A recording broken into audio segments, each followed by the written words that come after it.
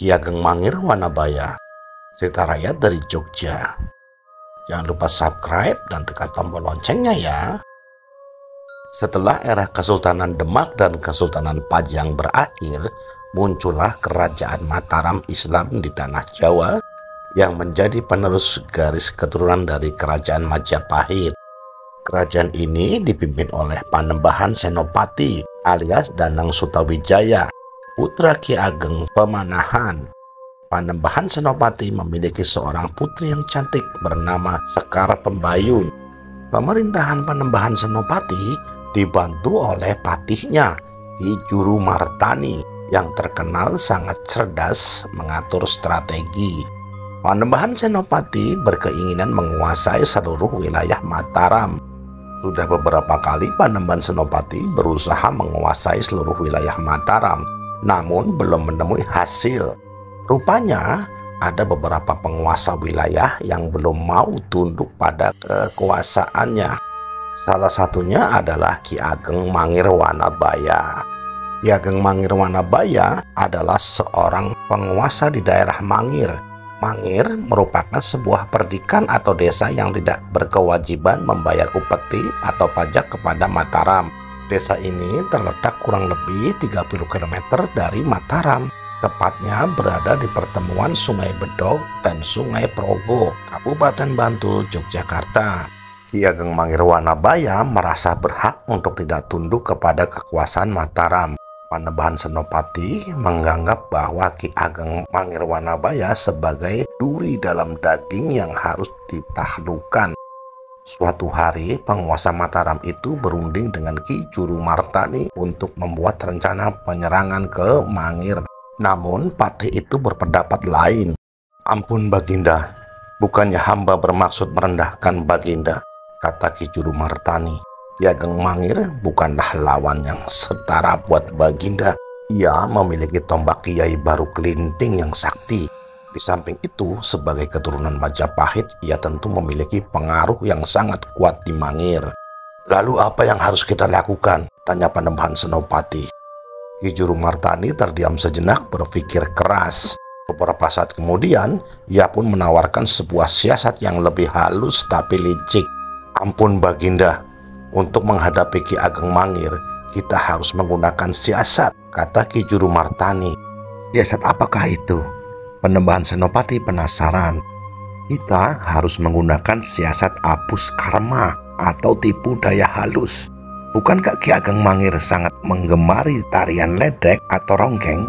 Jika Baginda berkenan, kita utus putri Baginda, Putri Pembayun, ke Mangir dengan menyamar sebagai penari," usul Ki Juru Martani. "Bila terpikat pada kecantikan sang putri, Ki Ageng Mangir tentu akan menikahinya. Dengan begitu, penguasa Mangir itu sudah pasti menjadi menantu Baginda dan niscaya dia akan menghadap dan menghormati Mataram." Panembahan Senopati tertegun. Ia paham siasat itu bisa mengancam keselamatan putrinya. Namun, demi menjaga kewibawaan Mataram, ia akhirnya setuju. Panembahan Senopati segera membujuk Sekar Pembayun. Sang putri pun tak kuasa menolak perintah ayahandanya itu. Sebelum berangkat ke Mangir, Panembahan Senopati membentuk kelompok musik ledek yang terdiri dari para penggawa terkemuka Mataram. Adipati Martoloyo ditunjuk sebagai dalang sekaligus pemimpin kelompok dengan nama samaran Dalang Sandiguna. Ki Jaya Supanta ditunjuk sebagai penabuh gamelan dengan gelar Ki Sandi Sasmita dan Ki Suradipa sebagai penabuh gendang. Sementara itu, Sekar Pembayun berperan menjadi penari sekaligus anak Ki Dalang yang bernama Waranggana. Ia dikawal oleh bupati wanita bernama Nyai Adirasa. Setelah tekun berlatih, grup kesenian ledek itu pun berangkat ke Mangir dengan membawa peralatan berupa gamelan dan wayang. Selama dalam perjalanan, Sekar Pembayun bersama rombongannya selalu mengadakan pertunjukan di desa-desa yang dilewati hingga mereka pun menjadi terkenal. Suatu hari, rombongan ledek itu akhirnya tiba di Mangir. Kebetulan di desa saat itu sedang diadakan acara merti dusun atau bersih desa yaitu pesta rakyat untuk mensyukuri hasil panen yang melimpah. Melihat kedatangan grup ledek itu, Ki Ageng Mangir Wanabaya segera menyambutnya dengan sukacita. Ia kemudian meminta kepada Dalang Sandiguna untuk menggelar pertunjukannya di halaman rumahnya. Ki Ageng Mangir terlihat gembira menyaksikan tarian ledek, apalagi ketika melihat gerak tari Sekar Pembayun yang lemah lembut dan suaranya yang merdu. Selama ini belum ada seorang wanita pun yang mampu memikat hatinya. Namun ketika melihat kecantikannya Sekar Pembayun, ia benar-benar terpesona. Ia pun berniat untuk meminangnya. Usai pertunjukan, penguasa Mangir itu pun menyampaikan niatnya ke Ki Dalang Sandiguna. "Wahai Ki Dalang, siapakah gerangan wanita cantik itu?" tanya Ki Ageng Mangir. "Oh, dia putri hamba, Tuan. Namanya Waranggana. Aku Ki Dalang Sandiguna. Jika berkenan, izinkanlah aku meminang putri Ki Dalang," pinta Ki Ageng Mangir. Ki Dalang Sandiguna tidak perlu berpikir panjang untuk merestui pernikahan mereka, sebab memang itulah yang diharapkan. Akhirnya, Waranggana menikah dengan Ki Ageng Mangir. Sejak itulah Waranggana menjadi bagian dari keluarga Mangir. Demikian pula sebaliknya, Ki Ageng Mangir telah menjadi bagian dari keluarga Mataram. Sementara itu, Ki Dalang Sandiguna bersama rombongannya yang telah berhasil menyelesaikan tugasnya, akhirnya kembali ke Mataram. Berbulan-bulan sudah Waranggana tinggal di Mangir. Kini ia sedang hamil tua. Ia merasa bahagia hidup bersama Ki Ageng Mangir yang tampan dan perkasa itu. Putri Panembahan Senopati itu sangat mencintai suaminya. Meski demikian, tetap harus melaksanakan amanat ayahandanya, yaitu membawa penguasa Mangir itu ke Mataram. Suatu malam ketika Ki Ageng Mangir sedang terlelap, Waranggana mengusap tombak pusaka milik suaminya, tombak Kiai Baru Kelinting dengan sampur sonder atau ikat pinggang untuk menari ledek. Setelah kesaktian tombak pusaka itu berkurang, ia pun membongkar jati dirinya di hadapan suaminya. "Kanda, Dinda ingin mengatakan suatu hal kepada Kanda. Tapi Dinda mohon Kanda mau berjanji tidak akan marah setelah mendengarnya," pinta Waranggana. "Ada apa Dinda? Katakanlah," kata Ki Ageng Mangir. "Sebenarnya nama Dinda bukan Waranggana, tapi Putri Sekar Pembayun.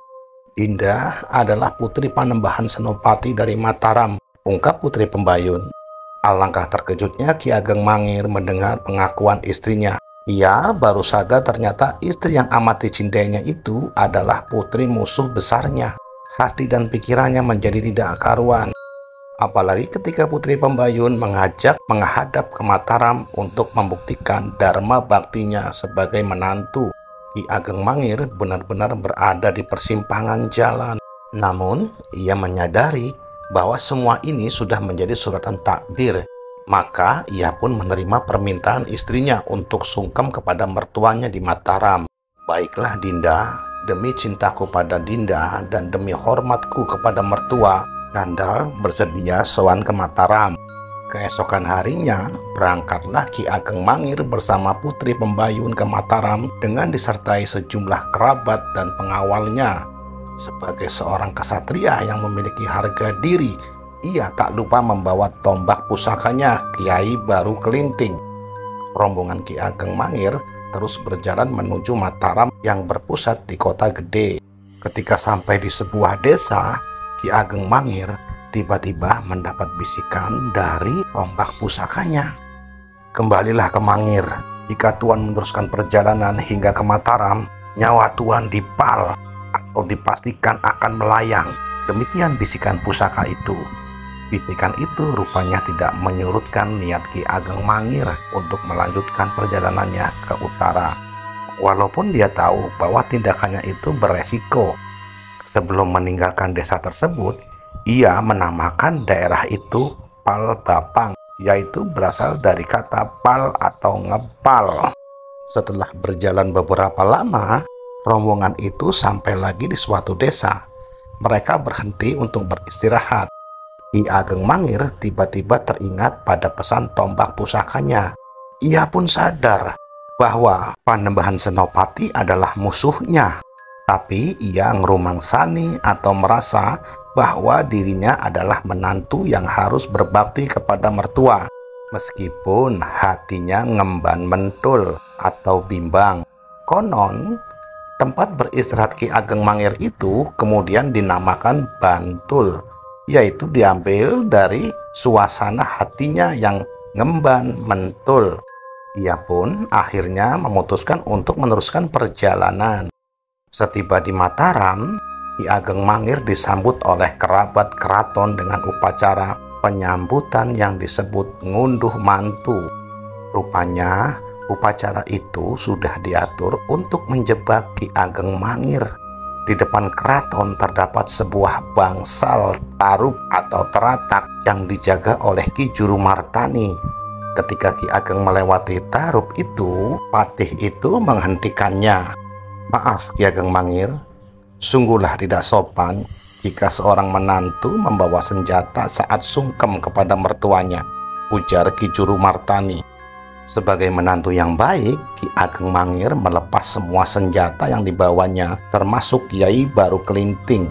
Kemudian ia bersama istrinya segera sungkem kepada Panembahan Senopati. Sambutan Panembahan Senopati yang begitu ramah dan penuh kasih sayang membuat Ki Ageng Mangir sedikit terlena. Di hadapan mertuanya, ia duduk bersimpuh dan bersembah sebagai tanda penghormatan. Namun, tiba-tiba suasana menjadi gaduh ketika kepala Ki Ageng Mangir hampir menyentuh lantai. Pangeran Senopati langsung meraih kepala menantunya itu dan langsung membenturkannya ke kursi singgasananya yang disebut Watu Gilang. Ki Ageng Mangir pun tewas seketika. Putri Pembayun yang menyaksikan peristiwa itu langsung menangis histeris. Ia amat menyesal berkunjung ke Mataram yang pada akhirnya menjadi malapetaka bagi suami yang amat dicintainya. Jenazah Ki Ageng Mangir kemudian dimakamkan di Keraton Mataram, Kota Gede. Oleh karena dianggap separuh jiwanya keluarga keraton dan separuh musuh Mataram, maka separuh jasadnya dimakamkan di dalam kompleks keraton.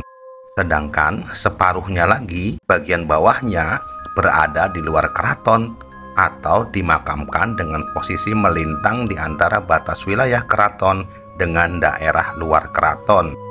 Sementara itu, Watu Gilang yang merupakan singgasana Panembahan Senopati kini menjadi situs bersejarah Kota Gede.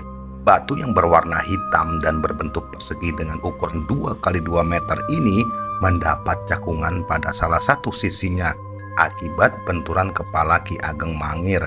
Situs sejarah ini masih tersimpan di dalam sebuah bangunan kecil yang terletak di Kampung Kedaton, sekitar 500 meter sebelah selatan Masjid Agung Mataram, Kota Gede.